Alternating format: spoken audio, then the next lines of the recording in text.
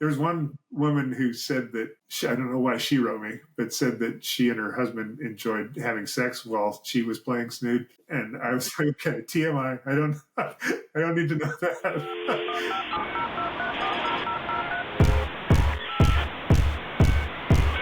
Welcome to Log Off. Everyone has an internet story to tell, and today we're getting Dave Dobson's. If you had time to kill on a computer around the turn of the millennium, as I did, you are familiar with Dave's work. He's the author of Snood, the addictive puzzle game that for a time seemed to have a spot on every desktop computer with an internet connection. In addition to authoring video games, he's also a former college professor, and he's a prolific novelist, and he's a publisher of puzzle card games. Yes, and he's an improv comic. I'm excited to talk to him about dominating the early internet via shareware and how he keeps his superhuman creativity flowing. But first, Dave, let's start this podcast the way we always do, at the beginning. What is your earliest internet memory? So I'm 55, which means I go back to the BBS dial-up days, just barely. I found a couple of them late in high school that I could dial into, and there wasn't much to do there other than a couple of games that I kind of got into. But my first official internet memory was sophomore year of college when I got my first email address. And you had to go to the basement of the science center at the college where I was. And they had a bunch of DEC VT100 terminals that you could log into and send email back and forth. But this was 1988. So there was no big web presence or anything like that. So it was just, green text on a screen, and I could write my mom because she worked for university too. So that was it. That was the beginning. Do you remember when kind of web browsing became a thing and what kind of stuff you were consuming when that came around? Yeah. So that got bigger when I was in grad school. I graduated college in 91 and hadn't really seen a web page yet. But in grad school, we started using it. It was sort of just a new buzz kind of thing when we first started. But by the end of grad school, I left in 97. We were sharing scientific data, and I'd gotten Snood out there. And so it was obvious that it was going to be a pretty big deal. Yeah, let's get into the Snood stuff since you mentioned it. How did you come up with the concept for the game? And I guess, because we have some younger listeners too, can you explain the concept of the game and then kind of how you came up with it? Sure, yeah. I'm sure people have seen, there are all sorts of games like it now. It's a game where you have a little cannon at the bottom of the screen and you shoot up little colored faces. And if you can connect 3 of them, then they disappear. And if there's a whole array of them up on the top of the screen. And so if you create little gaps in the array such that some can fall down, they fall down. So you can get rid of a whole bunch of them at once that way. As far as how I got the idea, I actually... there were a couple of arcade games around at that time, Puzzle Bobble and Bust-A-Moo. And then I had seen that kind of game on the Amiga a few years before. So the concept wasn't new to me. It was out there. But I always was into sort of game programming. And my wife got a new Macintosh at the time. She's a Macintosh user, one of these dedicated Mac users, although I guess she has to use PC for work now. But she was starting teaching at that point. She'd gotten a master's in ed, and so she wanted to get a new Mac to start that off. And so we bought one. And my approach to computers and figuring out how they work is to make games. So I made a whole bunch of games, and Snood was, I don't know, pretty maybe 5th or 6th one that I made, but the first one that went anywhere in terms of a big audience. What goes into making a game like that? Because you said there was kind of existing games that were similar. Are you looking into like the source code of those, or are you starting from scratch, just already knowing what the concept is? No. For me, imitation, or how does this work? How can I make something like this? And I've been doing game programming since I was 12. I used to sign up for time after school in the elementary school library, and they had Commodore PETs that had cassette tapes with programs on them, and you could check out one of the cassette tapes and load it in, and a minute later have a game going. But I would always used to try to list the programs because they were in BASIC, and you could see how they worked. And so I got into basic programming. My dad got an IBM PC when I was maybe 14 in the 80s. and so, yeah, I'd been sort of figuring out how to do game programming, and then I did programming for geology and that kind of stuff too. But yeah, with the games, I would always, start with a concept. My first game that I released to shareware was actually a clone of Bosconian, which only the oldest graybeards in your audience will probably remember. But that was a game that had a little ship that flew around and shot little bases. And I loved that game. So I made a version of that. There was a company that was making a whole bunch of games like that for the Mac at the time.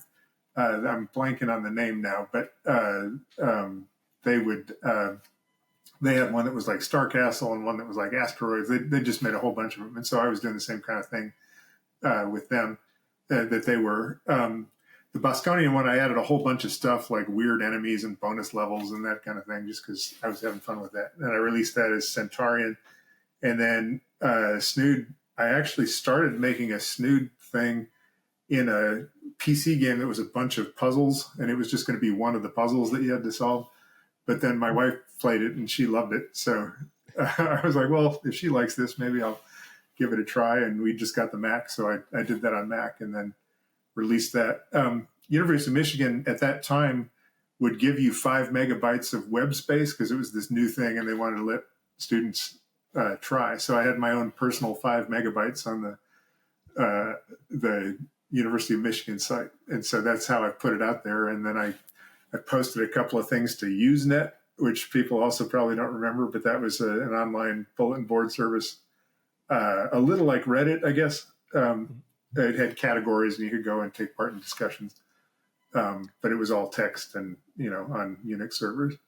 And that's how it got started. Back then the web was much more on college campuses than it was out in the general public, although there was Genie and AOL and that kind of thing. People were starting to use CompuServe. And so Snood actually kind of hopped from campus to campus. That was its distribution. Then it got into people's homes, when students would come home for Christmas and, or share it with their families and stuff like that. Yeah, I was going to ask, by releasing it as shareware, were you able to track just how much the game was spreading? Like, were you able to see on-site analytics or anything like that? Like who was downloading it? Not really. There were probably people who could do that then, but remember, I was a geology grad student, didn't know what the hell I was doing. I did have a counter on the bottom of my page, so I could tell how many people were visiting the page, but that was just a simple little, tick-up thing. We got it on shareware.com after a couple of years, and that tracked downloads, and that's where a lot of people got it. So, that started going up and eventually hit 30 or 40 million. I don't know what it is now. So it was clear that it was finding people eventually. But, mostly at the beginning, I only knew because people would email me or they'd send a registration. And most of the shareware payments in the early days were in the mail, the postal mail, because people were much less ready to put credit card information on the web back then. That was a big sort of, if I put my credit card out there, who knows what will happen to it kind of thing, which is still true. But, but back then people weren't used to internet shopping or anything like that. So, yeah, most of my early registrations came as envelopes in the mail, which was, not exactly your internet story. But, yeah, I was getting distribution through the internet and the payments through postal mail. That's so funny. So you could kind of get a sense of what was happening, just by what was coming in the mail. Did you ever have like a real life moment when you realized just how far the game had spread? Yeah, well, I mean, there were a couple of days where you'd go out to the mailbox and there'd be 30 envelopes, all with little checks for $10 or little crumpled up $10 bills. And some of the envelopes would be from Japan or Germany or that kind of thing. And so that was like the first inkling that it was going global. And of course, back then, the idea that you could be a grad student in Michigan and selling stuff in Japan was super weird. Like that was not. Now the internet connects everybody and you can talk to somebody in a different country, within 5 minutes. But back then, international phone calls were super expensive and you didn't really have that sense that the world was connected that way. I got Snood got featured in a couple of Japanese shareware magazines. The internet was even harder to get to in the 90s in Japan. So these magazines used to be how a lot of Japanese users would pick up games. They'd subscribe to a magazine. The magazine would come with a CD on it, and that was a better, more reliable route for them than downloading stuff over the internet. And so, yeah, and sometimes the magazine people would send me a copy, so that was always cool. I'd get this huge magazine I couldn't read, and Snood would be on page 182 or something, and I could pop in the CD and see what else was there. So yeah, that was cool. What did that process look like for like people who have only, done transactions online and it's like instant gratification? Someone would download the game and they would mail you a check for registration. And then were you sending them something back to confirm that? Or how did they actually get access to the game? Yeah. So they could download the game and you could play, 90% of it without paying. That was kind of the shareware model, was that here's this thing. If you like it, send me $10. And I did have a couple of things that unlocked if you sent in the money. So, and we, as the game developed, the first version of the game had the regular levels and the puzzle levels, and and I gave you access to alternate puzzle level sets. I think that was the big thing that you could buy. And then it also would give you your name as the registered user, but there wasn't a lot that you were getting that you didn't already get. So it was pretty much, out of the kindness of people's hearts that they would pay for it. But the way the process worked was they would send me money and I'd get their envelope, and then I would generate a registration code. I had a little encrypted code system. And so I'd send them the code back, they'd type it in, and then they would unlock any of the registered features that they wanted. And then as the game got bigger and I signed on with a business partner, we left the core game kind of accessible to everybody, but when we'd add new features, then, it would take a registration to get access to the newer stuff. And then I also came up with the idea of having these little poems. I don't know if you played back then or remembered, but there were these little sort of dancing snoods would come up and little Burma Shave style 4-line poems asking you to register. Like, my kids need haircuts, my kids need food.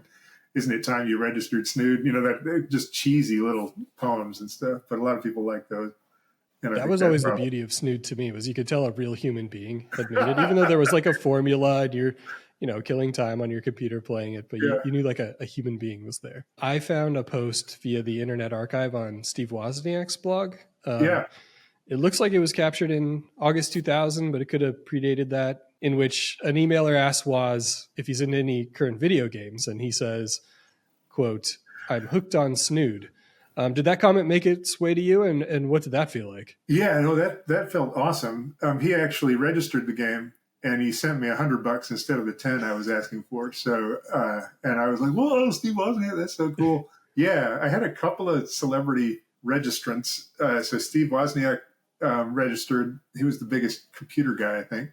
But Michael Crichton, the author, oh wow, he played and registered it. He sent me a registration for like John Crichton and said that Snood had been distracting him from one of his books. And I was like, John Crichton, that's weird. So I looked up and I figured out that Michael Crichton's actual name was John, and he just wrote under Michael Crichton. So I said, hey, are you Michael Crichton? He was like, yeah. So that was cool. And then Liev Schreiber played for a while. I don't think he ever registered, but I knew he mentioned it in an interview somewhere. So yeah, there was some of this sort of, I was tangential to celebrity culture for a couple of years there, which was a blast. Oh, that's great. Yeah. I found another article on the archive from computingwithkids.com. It looks like it was captured in 2002. There's a handful of anecdotes in here talking about like chemo patients and hospitalized children leaning on Snood. And you gave a quote in there about people using it to stop smoking. Do you have like a theory on why Snood turned into a powerful healing or coping mechanism for people? Well, that's probably overstated, but I think I think it is an addictive thing. And so that was bad for some people. But for a lot of people who, if they could play Snood instead of taking a cigarette break or, instead of eating something, quite a few people wrote to me with that kind of approach, which just, I just put the silly thing out there and didn't actually expect anybody to register. So that was super rewarding to hear that they were using it for kids and for medical stuff, even sometimes. I did have one woman who wrote me, I don't know why she would write this, but she said, I am not going to play Snood anymore because I was playing and my dog got out and and died. And I was like, oh, shit. So it wasn't all, I guess, smiles and sunshine. You got little tragedies sometimes, too. But yeah, no, there were a lot of really cool things that people said that they enjoyed or just, played with their family. Or my 80-year-old grandmother, this is the only game she plays, but she plays every day. And, that was really neat to see that it was getting around. Yeah, it's definitely imprinted on my brain. I went to college and started in 2001. Yeah. And it was just like you had Snood running. That's what you're doing while you're like waiting for web pages to load, or you're waiting for other things to download, or, you had 3 instant message windows also open, but Snood was kind of the constant. Like when you were waiting for something to happen, you would just lean on Snood. It was a lot of fun. Yeah. And I think the way I set the game up sort of lent itself to that, because a lot of the other games like this have something aggressively happening to you, and Snood is more like darts. Yeah. You don't have to shoot, and it just waits until you're ready. So you could play it, but you could stop and go do something else, and you wouldn't lose, or nothing bad would happen. So I think that really helped it sort of casual, no pressure kind of thing. Is that most other games at the time you would die if you weren't actively playing, or that kind of thing, and this wasn't like that. So yeah, I hear people compare it to Tetris, but Tetris, I mean, the music got faster and the things were falling faster, and you could not take your eyes off of it. Yeah. Well, Snood had the danger bar and all of that, and it could start to get bad for you. I was never as good at it as my wife was. So I had to play a ton to test it while I was programming updates and stuff. So I am not the best Snood player, but it can get stressful if you're trying to make a really tight angle shot, and that's your only way to avoid the skulls showing up. That kind of thing. Maybe that's for the best. Don't get high on your own supply. Yeah. No, I played a lot. I imagine it's impossible to tally up the numbers of downloads and purchases, but do you have any sort of broad estimate of just how many people have played Snood over the years? Not how many people have played, but we know from our servers and then some of the other internet servers that do stats that it was well over 100 million downloads. The registration rate was a lot lower, a percent or fraction of a percent of the people who downloaded would register it. So we had that metric, or how many people are registering it. And that was really good for a while. 2001 was close to the peak. I think probably 2003 or 4 might have been the high water mark. We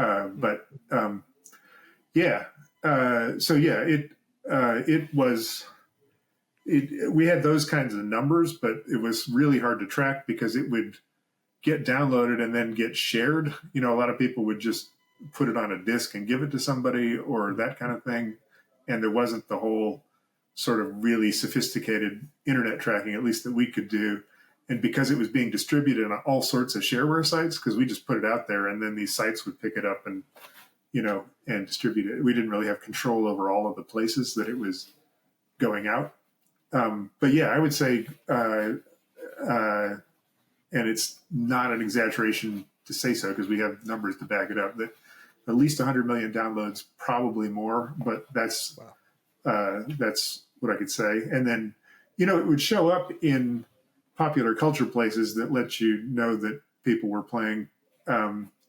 Like we got contacted about whether they could put it on The Sopranos, and it was on a billboard at one point. They were advertising mortgages with it for a while. It was on 30 Rock at one point, where he is drinking scotch and playing Snood. And the TV series Undeclared, which was a thing they tried, it was related to Freaks and Geeks, right, but it was college related. They knew that it was popular on college campuses, so they wrote and asked if they could get some T-shirts and posters. So if you go back and watch that show, the dorm rooms are all decorated with Snood stuff, and one of the guys wears a Snood shirt for one of the episodes. So that was cool.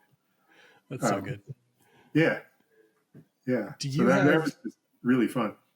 I'm sure plenty of people have given you reasons or ideas, but do you have a theory on why the game spread so much? I think it hit at the right time, Hmm. and I think it also benefited weirdly from being Mac only for the first couple of years, because at that point, Apple was kind of losing the PC battle, uh, and Windows were maybe it was 90% of machines, and Macs were hanging tough at 10%. But a lot of that 10% was on college campuses or with graphic designers or that kind of person.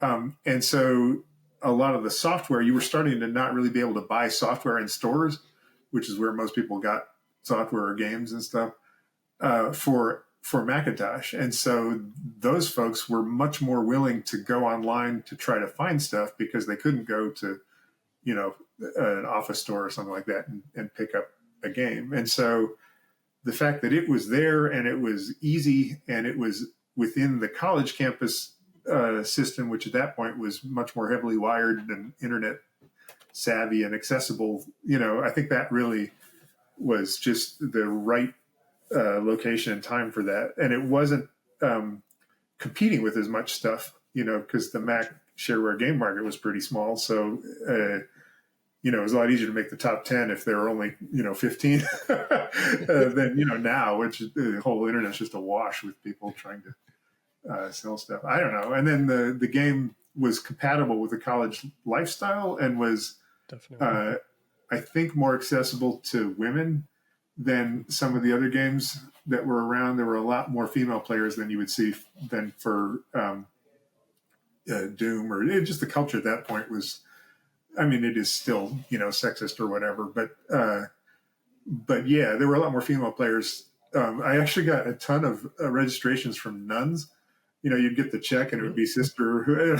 Okay, that's my demo is nuns. But yeah, and they weren't considered a huge video game market, I think, until Snood showed up.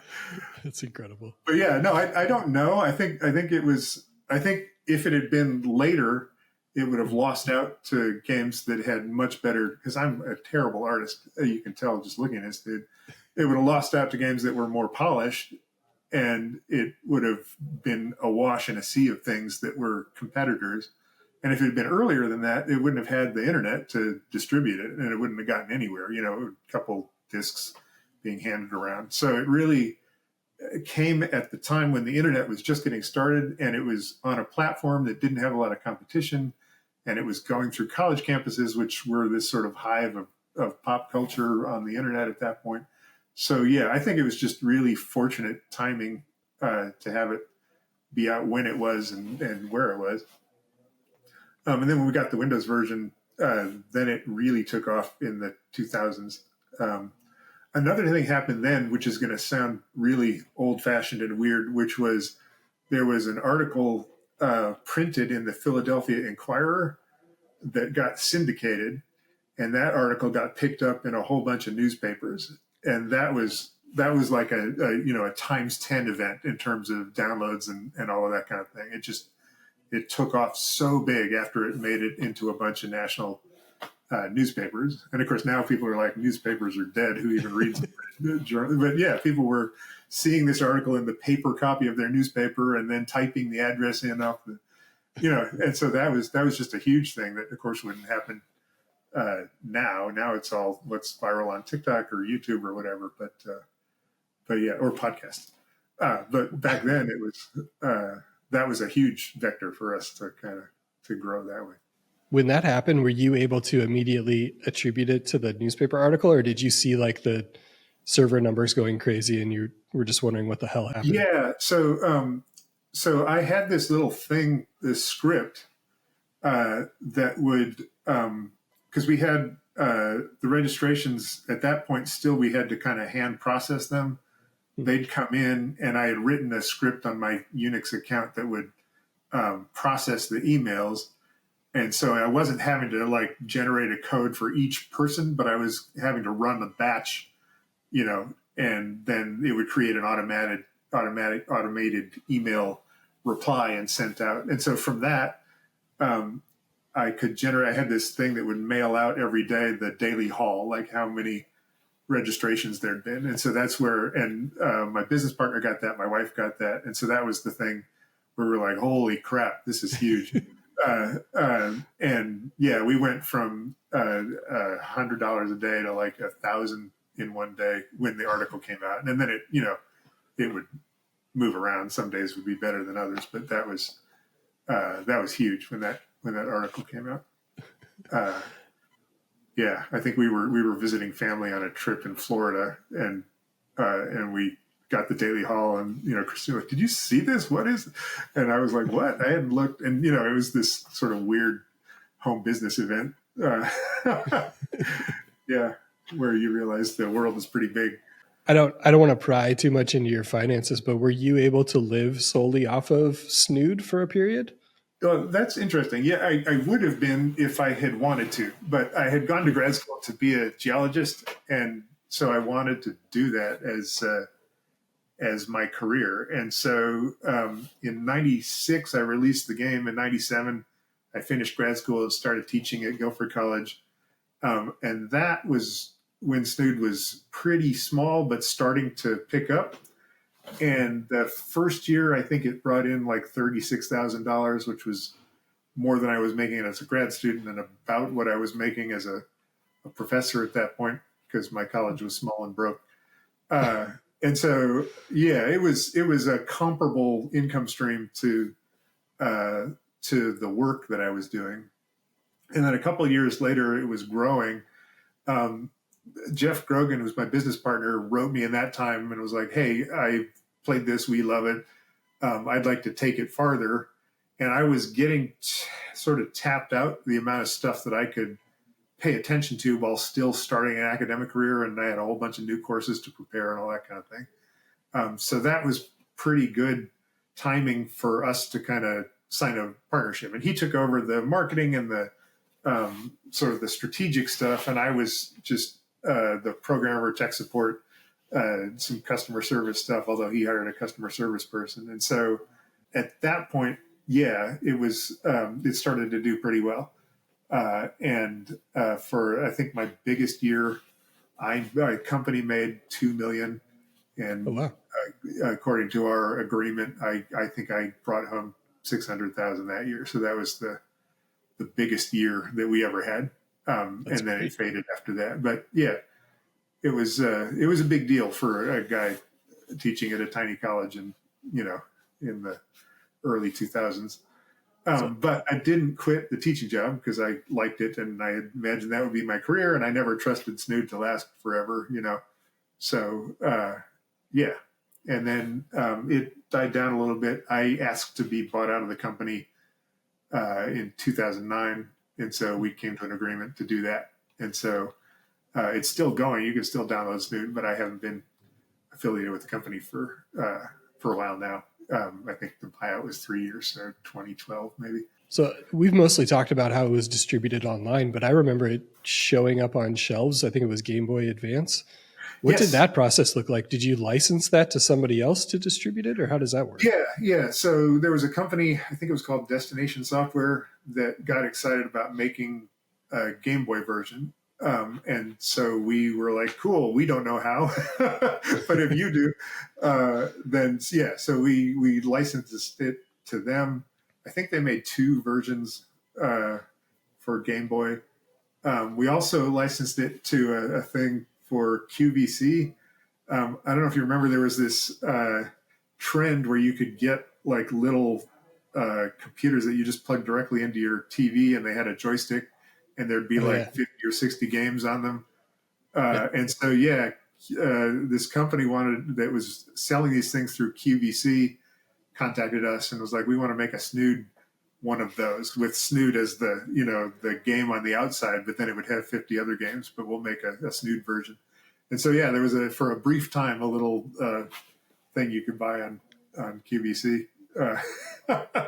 So that was weird. There was Did you ever think when you were coding the first version of this, it would be on QVC? Oh God, no. So it was my third shareware release actually.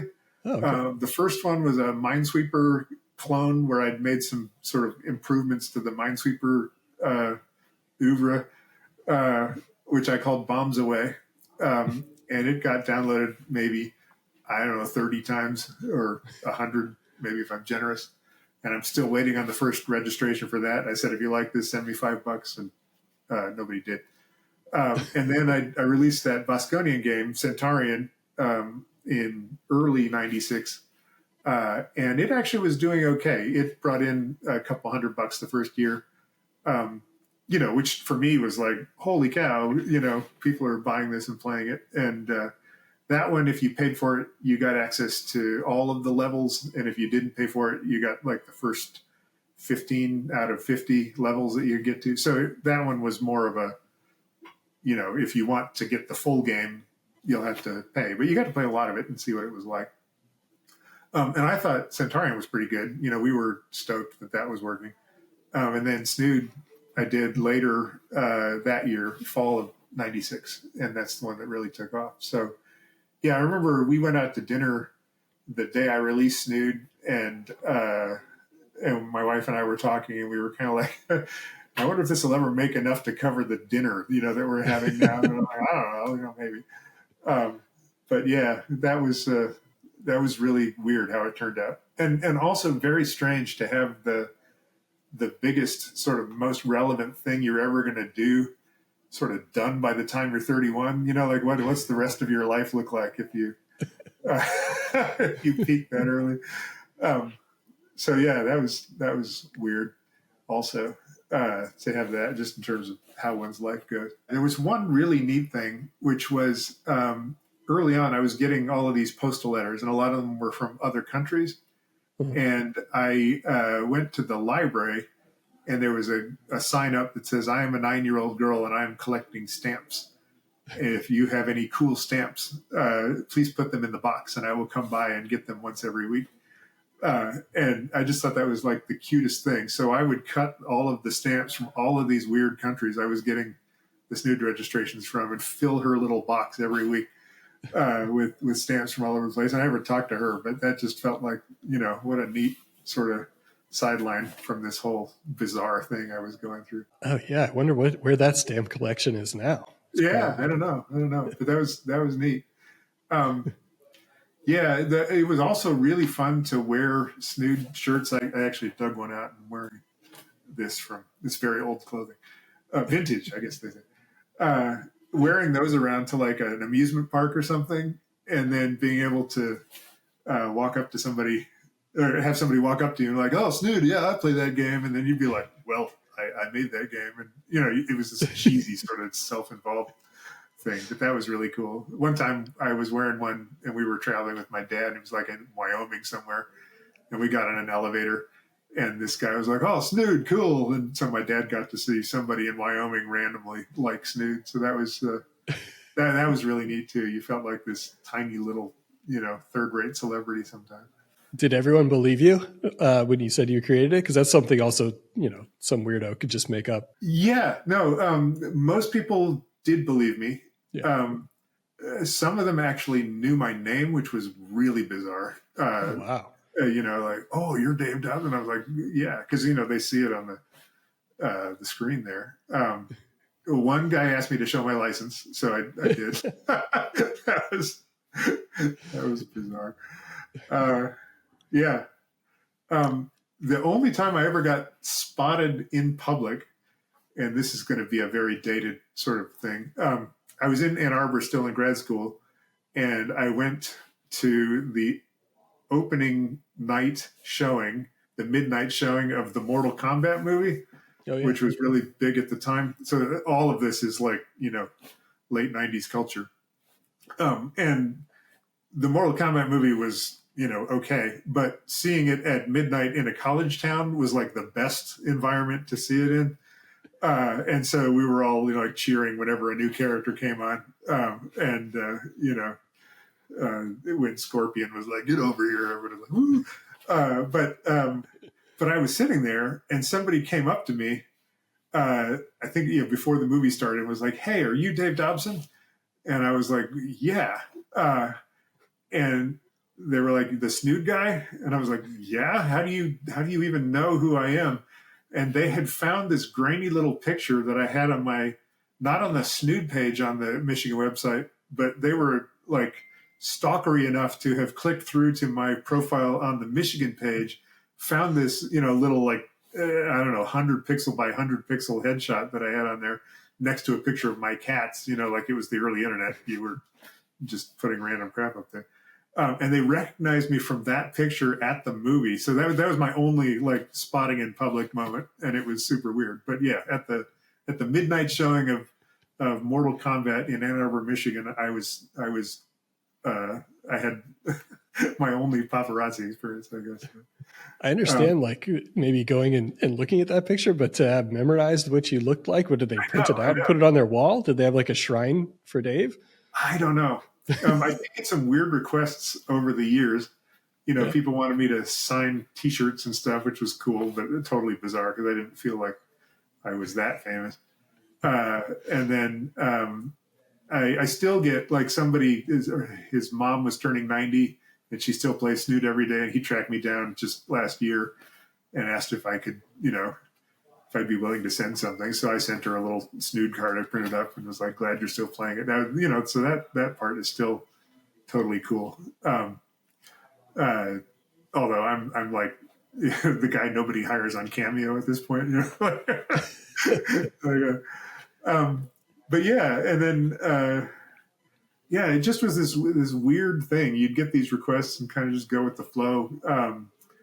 One person made Snood Halloween costumes and sent me a set of like 20 pictures of all of them dressed up as Snoods, just these stupid characters I made up in Mac Paint. And somebody wanted me to sign a picture because they had a shrine in their dorm room that they were like collecting Snood stuff. And so, that felt a little weird, but yeah, sure. So I signed a picture and sent it off to them. So it was a weird sort of, the celebrity was never my goal or any of that. And it was never very powerful, but it was this sort of tiny brush with what much more famous people must deal with sometimes. And it was a lot of fun. I was tickled by almost all of it. There was one woman who said that, I don't know why she wrote me, but said that she and her husband enjoyed having sex while she was playing Snood. And I was like, okay, TMI. I don't need to know that. But yeah. I'm not even sure how that would work, but I'm intrigued. Don't know. Yeah. I didn't follow up. It's such a funny thing because, like, as far as facial recognition goes, there's celebrities who are more well known, obviously, but with 100 million downloads, I mean, you've probably impacted more lives than 99.99% of people on Earth.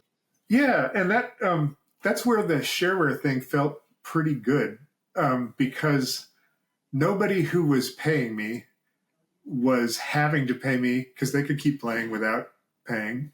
They were doing it because they enjoyed it, and some of them were doing it because the poems got annoying. But they were mostly, it was this sort of positivity cycle thing. I'd made this thing, put it out there. They enjoyed it. They usually felt good about paying me, and I wasn't taking money that they needed for food or anything. Because everybody would prioritize all of that before, sending somebody $10 for Snood. So yeah, it was this kind of neat little industry where, I could get some support, which was great. We got to take more trips and support our kids going to the colleges they wanted and that kind of thing.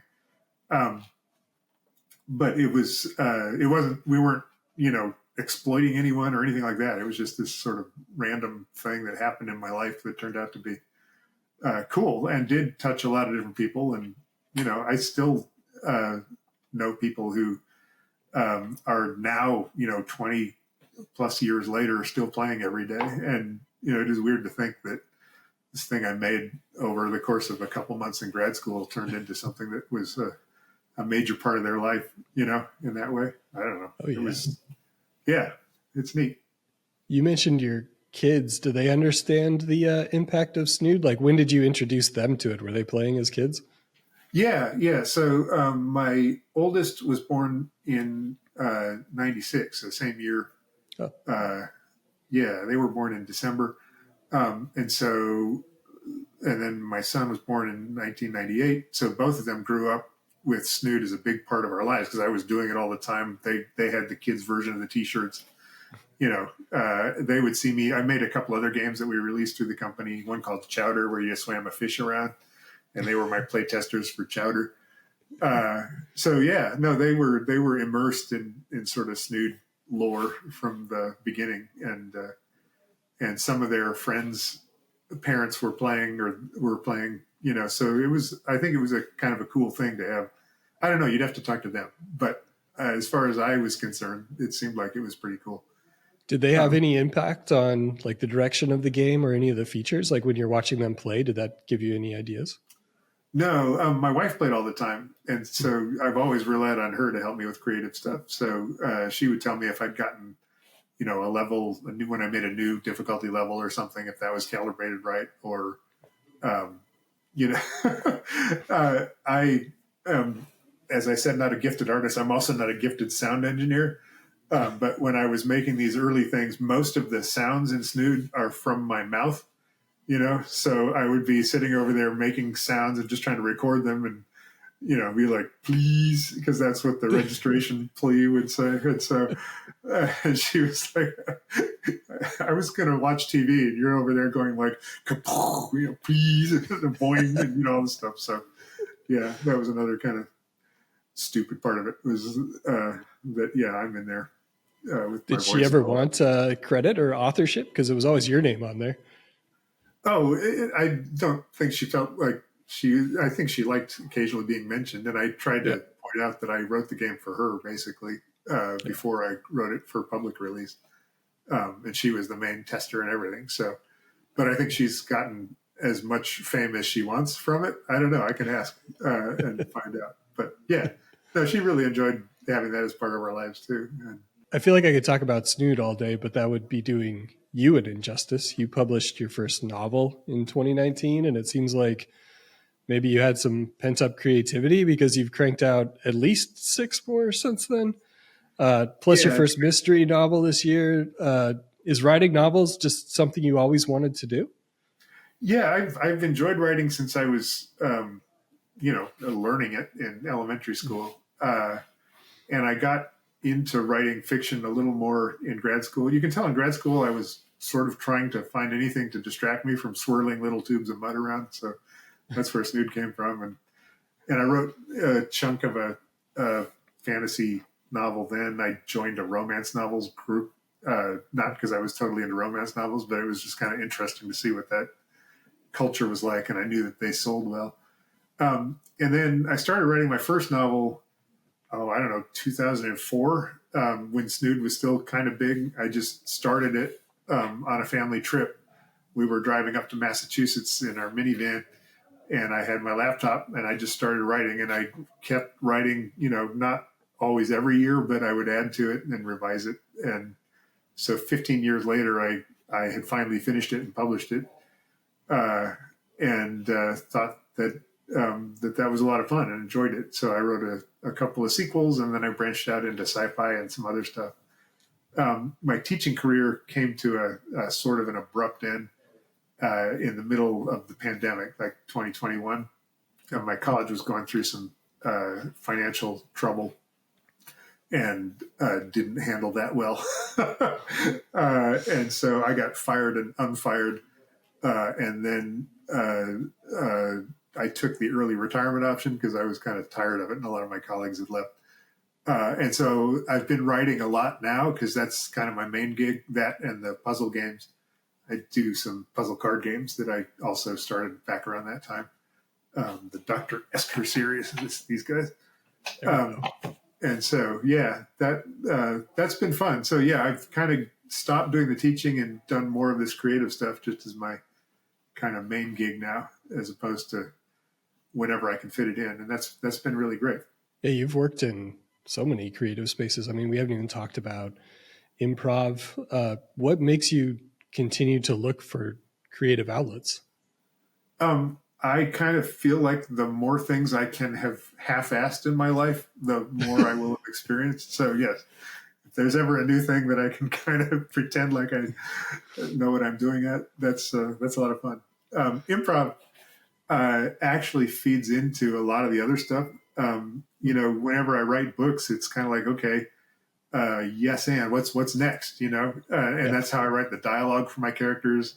One of them will say something, and then I'm always sort of thinking with the improv brain, okay, what would this person who I kind of know about say in response to that? And so the whole book, the dialogue kind of goes that way. I don't tend to plot my books ahead of time. So they're all sort of, what's next? What's going to happen next? And I don't necessarily know where they're going to end. That comes from also D&D and role-playing games, which I've played back since the 80s. Those are all sort of creative improv experience too. So yeah, that actually goes farther back than the computer games and all that kind of thing. So yeah, I think a lot of people wish they could tap into whatever you've got going on. Do you have any tips for sparking creativity? Is it the improv background? Is there anything that like the average person you think they could do to like get a jump start? Well, I think you have to enjoy the process of it. So if you can't want to write a novel, you have to want to come up with a story, and you have to enjoy the sort of process of putting down words on a page. If you're so focused on, I want to have done this, as opposed to I'm enjoying doing it, you're not really doing it for the right reason, I think. The other thing I'd say is, or that's worked for me, is if you can, I've done much better when I can work on something every day than when I only can do it in scattered bits. That's why my first book took 15 years and the second one took 8 months, is that, when you have time to kind of do a little bit of something, even if it's not very long, that really keeps your brain working on it in a way that if you do it sort of sporadically, you don't really finish things, because you'll have another idea that's really neat and you'll get distracted and go do that. And my hard drives are littered with game fragments, things I started and then never kind of finished or got, up to the point where you have to do the interface. And the interface on a computer game is like the most boring, least rewarding part of it. And yet it takes a good, 30% of the time. Because you're like, I want to do game mechanics. I want to figure out, what weapons you can have or how the puzzles work or all that kind of thing. And then you're like, and now I have to make a menu. Like that's totally not the rewarding part of it for me. But yeah, work consistently. The other thing I'd say with improv, and then I've enjoyed it with almost every activity that I really loved, including the improv RPGs, tabletop role-playing games, marching band. If you can find a whole bunch of people who are excited about doing something stupid and silly and fun and hang out with them, you're always going to have a good time. And it's always going to be the thing you look forward to every week. And so the more groups I've been able to find where that is true, and it doesn't matter what the activity is, as long as it's not important, you're not going into it thinking we are making great art, because the moment you try to burden it with that, then it gets less fun. And so, yeah, and I've gotten into more community theater and, you try to do the best you can, but you're also there mostly to hang out with people and make friends and do something you like to do together. So that environment fosters creativity for me if I'm trying to give a semi-pretentious answer to your question. I guess that's what I would look for, yeah. I think that's really good advice, because I think, when I think of being creative, it's a lot of locking yourself in a room and trying to think up ideas or prompts and things like that. But it sounds like you're taking the opposite approach and getting real life experience and interaction and taking stuff from that. Yeah, I mean, you can't write anything in a book if you haven't lived it or something like it first, which is a weird thing to say when you write sci-fi. And of course, you can't ever have been to another planet with aliens invading or whatever. But the parts that resonate aren't going to be the parts of the aliens. They're going to be the parts of the humans trying to deal with them. And so, yeah, the more people the more you observe how people live and how they react to stuff, the better you're going to do it, that kind of thing. And that's true beyond writing too. If you're trying to make jokes on a stage, the more people you know and understand, the more you can think, oh, they would think of it this way, or they would like that, or they've said a funny thing that I can steal, or that kind of thing too. All right, let's get to our stupid internet questions that we ask Sure. everyone. Dave, right now, how many tabs do you have open on your web browser of choice? About 19, Okay. I think. I have a set of. I am. I know a lot of authors are like, oh, I don't read reviews, but for me, it's like every day I'm trying to figure out if somebody new has found my stuff and liked it or didn't like it or whatever. So, yeah, almost every day I'll have all of my Amazon pages and Goodreads pages and all of that for the stuff that I've put out there open. And I even have a little tab group thing that'll refresh it and tell me if any new reviews have come in. So, yes, I have my ear to the ground, probably in an unhealthy way. I love the candidness of that answer. I think everybody does it. They just don't admit it, right? Yeah. So I think that's something the internet has done to us, where attention is the fundamental quantity that you're trading. And so, yes, I very much like to see if anybody is laughing at my stuff, whether it's a Facebook post or one of my books or something like that. Yeah. Is that 19 number, is that typical for you, or you usually have more or less? You try to keep it tight? If I'm writing, I will have all kinds of weird tabs open. Like how long does it take you to bleed out from a gut injury, or what did they use to do laundry in the Middle Ages, or what is a pulsar anyway? I'll have all sorts of web pages open with that kind of stuff, or what's a good poison that wouldn't be detected for a couple hours, then I can have 30 or 40 tabs, but it's pretty reliable anytime you come to my computer that you'll have one browser window with all of the tabs for the books I've published and the games I've put out, in a little fit of seeing if I matter to the universe. That's my that's my go-to browser window.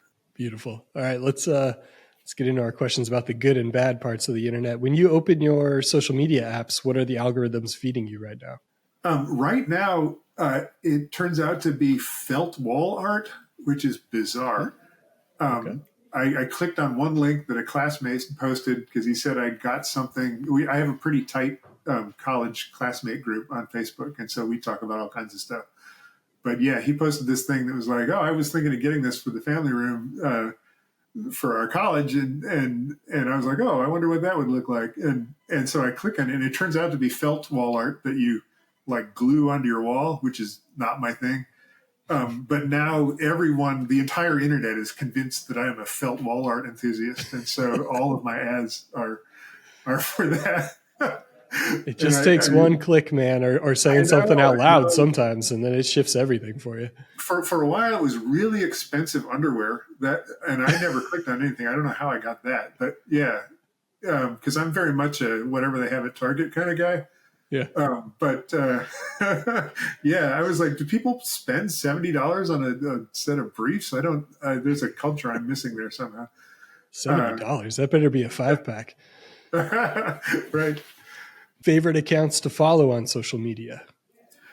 Yeah, so I follow a whole bunch of authors on Twitter, which I'm not all that thrilled about Twitter and how it is run now, but there's a really thriving indie book community on there that I can't find most other places. There's a little bit starting to crop up on Discord. There's a whole bunch of authors and bloggers and review sites that I follow over there that's been a really neat community to get to be. It's like I was talking about, finding people who are goofy and into things that you like. And, so I'm finding that a little bit on the internet there. There's a guy, Pope Hat, that I follow on Blue Sky. I've gotten on there because I was trying to figure out a way to get off of Twitter, and it doesn't have the indie author community, but it does have, like, I'm following Neil Gaiman over there, and it's a small enough place where the algorithm works better that you just get more posts from these people that you find kind of interesting. And so, yeah, I really enjoyed Blue Sky, not for career development or author stuff or whatever I'm trying to do on the other platforms, but just to see people discussing things and being funny. And um, there's a guy, I think Jacob Friedman is his name, who's a reporter who's reporting a lot about political news. So yeah, I've really enjoyed Blue Sky for that kind of. It harkens back to when the internet was not, sort of being spoon-fed you with algorithms and influencers and all that kind of thing. I like it over there. I looked up Pope Hat, and they did a great job of signing off from Twitter. They changed their handle to Dun Hat and put a message about why they're leaving. Pretty good. Yeah, he's a super snarky lawyer. And just has really funny takes on a lot of stuff and is on there all the time. So there's always like new posts. And his humor resonates with me. So yeah, I've really enjoyed following. He used to be pretty big on Twitter too, I think, but he quit, did what I have not yet managed to do, and just mic dropped and left the place. Yeah, I haven't brought myself to mic drop. I just kind of slowly phased it out. Yeah. 300,000 followers for Dunhat, though. It's a pretty big number to walk away from. Yeah. What is a corner of the internet people might be surprised you're interested in? That is tough. Sounds like you have such eclectic taste. It would be hard to surprise almost. Yeah. I think people don't know that I play Dota every day. Yeah. People probably have heard of League of Legends, and Dota is a better game, but less popular than that. So yeah, Defense of the Ancients is the name. And it has a fun origin story. It was built as a mod to Warcraft 2 that then became a game in its own right. And it now has, hundreds of different heroes you can play. And it's a 5 versus 5 sort of esports kind of format with little NPC monsters running around. It's just a blast. I play that all the time. So you said you play every day. Is that like with your morning coffee situation, or yeah? First thing when I get up, I'll play a game or two before going to bed. I had to hide my Steam profile so that people couldn't see the number of games or hours that I have played Dota, because it was starting to get really embarrassing. I've been playing since 2014, and my niece would be like, every time I log on, Steve is telling me that Dave Dobson is playing Dota. And I was like, oh, God, I have a problem, and I'm going to hide that problem rather than deal with it. So, yeah, I have turned off the public profile for my Steam account. But yeah, might be time for a burner. Do they do burner accounts on Steam? I don't know. There certainly are a lot of bots that show up. But, yeah, no, it's I really enjoy that. And I don't know why exactly they're games that I've gotten more into that are better at storytelling, but it's kind of fun, It's like how I used to go out and play a pickup soccer game or something like that, except that there are always people available, and not all of them are racists, and it's that's good. Yeah. And it's just fun. I like the challenge and the strategy, and it's a video game, which I've always loved. So yeah, I do a lot of that. Nice. What is the last thing that made you truly laugh online? Oh boy. Somebody on Twitter posted that their kid had brought a magic 8-ball through airline security, and the airline security people had found this thing because it had liquid in it, I guess, and were trying to figure out if it was prohibited or not. And this woman posted that her husband had said, if only we had a good way to answer a yes/no question. And she said that it was just crickets, that nobody responded. But I thought that was a very good attempt at a joke, and I was glad that she had posted it. And I don't know if it's true or not, but, it was funny. That's like the perfect dad joke. Yeah. What was your most scarring moment on the internet, if you want to disclose it? Oh, I don't know. I don't really have. Sometimes somebody will post a review of something that that hurts. So I guess if I was looking for like actual emotional damage, I was a professor for 25 years and read my course evaluations, so you get used to a lot of negative stuff. But Some people are kind of belittling in, like they're trying to score points with some unknown audience by being shitty in reviews, and it's not something you can't brush off, but it is, you're just like, why, why are you like this? So that can ruin your day. Absolutely. But yeah, I don't think I have anything deeper than that. I'm a guy who's escaped a lot of trauma that other people suffer through, and so I feel really lucky to have that. Some of that goes with white male status and all of that kind of thing. But yeah, no, I don't. Other than reviews or that kind of thing, Yeah. mostly come out of the internet as a mostly positive thing that I enjoy going to. That's good. How do you pry yourself away from your devices or log off? Do you have any tactics that might be helpful to others? Um,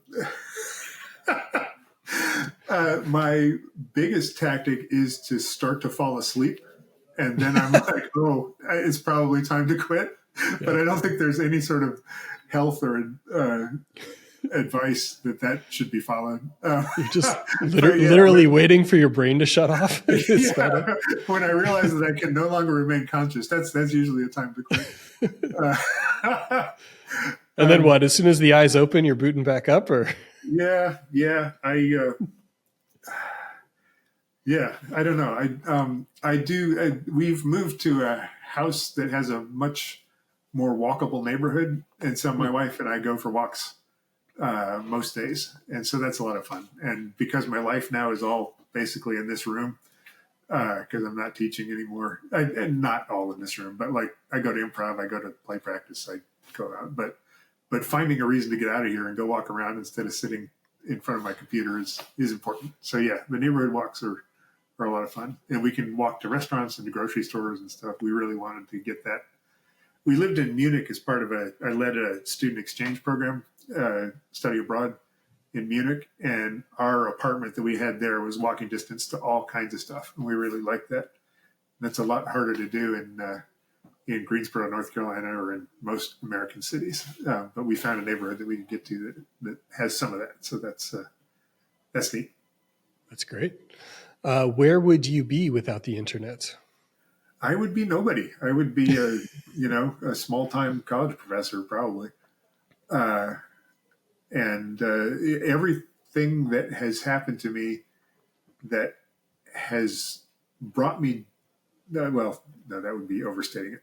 All of the sort of non-academic career success that I've had has been internet related, whether it was Snood, being able to self-publish my books, and reach out to find readers in a community that way. I mean, that all happened on the internet. My puzzle games, I started marketing them the same way that I did Snood, even though it was 20 years later. Find groups that are interested and share that those are out there. Put up a website with them on there. So yeah, I have had very little luck submitting manuscripts to agents or submitting games to publishers or that kind of thing. So the internet's really allowed me the ability to kind of put my own stuff out there without a big barrier to doing it. My most recent Dr. Esker game I did a Kickstarter for, so that, that was really neat to find people who are interested in supporting it that way. So yeah, the game print on demand site that I love, thegamecrafter.com, that is something that I've used for all of my board game designs. So yeah, I am just really glad that I showed up at a time in human history when all of this internet stuff was getting going and that I could immerse myself in it. So yeah, I think I would have had a much less rich life financially, but more importantly, just in terms of outlets for my creativity than I would have without the internet being there. So count me as a member of team connectivity or whatever that would be. Team internet? Okay. Yeah. Well, for your sake, let's hope it doesn't happen. But what's the one thing on the internet you would save if it all went away tomorrow? Oh, gosh. Well, since all of my creative stuff is saved in the cloud, I would have to, download that try to find some way to, I don't know, print it or carve it into stone tablets or something. And then all of our family photos and that kind of thing. But if you're talking about like, if only one piece of the internet could continue to exist, that's tough. I would want there to be an ebook platform, but I wouldn't necessarily want it to be Amazon, you know? So I don't know, maybe one of the indier book platforms where you could still post books and find readers who might enjoy them. I think that would be the part that forward-looking would be the most useful to me and the most fun. That's a great answer. I think it's the first time someone's answered that with something that would actually make society smarter and better. So thank you for that. Thank you, Dave, for this discussion and for your contributions to the internet. This is Ryan Perry saying, log off. The internet will be there when you get back.